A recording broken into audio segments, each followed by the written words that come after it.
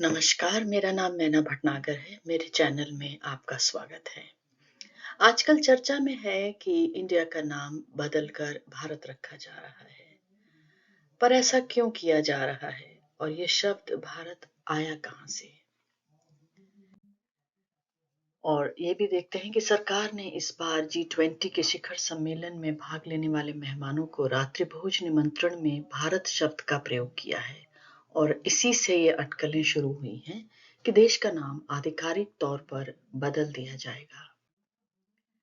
मुझे याद है कि बचपन में मेरे पिता जब पितरों की पूजा करते थे, उन्हें प्रणाम करते थे और संबोधन में जम्बूद्वीपे भारतखंडे भारतवर्ष का उपयोग करते थे। यह वास्तव में एक संकल्प मंत्र है और वैदिक अनुष्ठान में प्रार्थना का भाग है। यह हमारे शास्त्रों और ज्ञान का हिस्सा है जो हमें श्रीमद् भागवतम से आता है।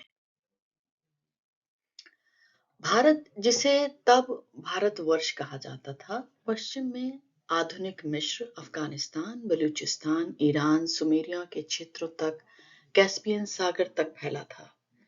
ये भारतवर्ष के भीतर भारत खंड स्थित था जो वैदिक सभ्यता का केंद्र था, मूल था, और यह वह स्थान है जहां हम वर्तमान में निवास करते हैं।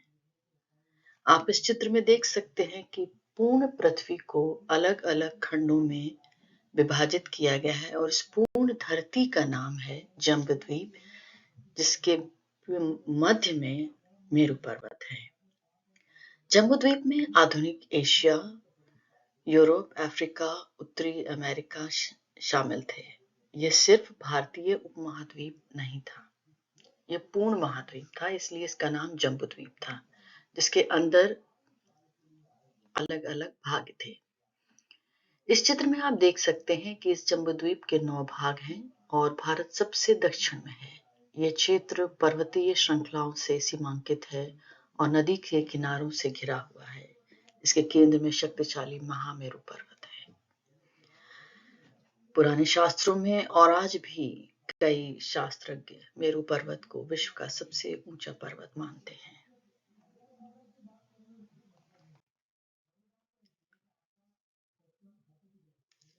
देश का नाम राजा भारत के नाम पर पड़ा। ये राजा भारत भागवत महापुराण के अनुसार स्वयंभू के पुत्र और प्रियव्रत से निम्नलिखित सभी राजाओं जो महान तपस्वी और भगवान के भक्तों के वंशज थे, उनकी संतान थे।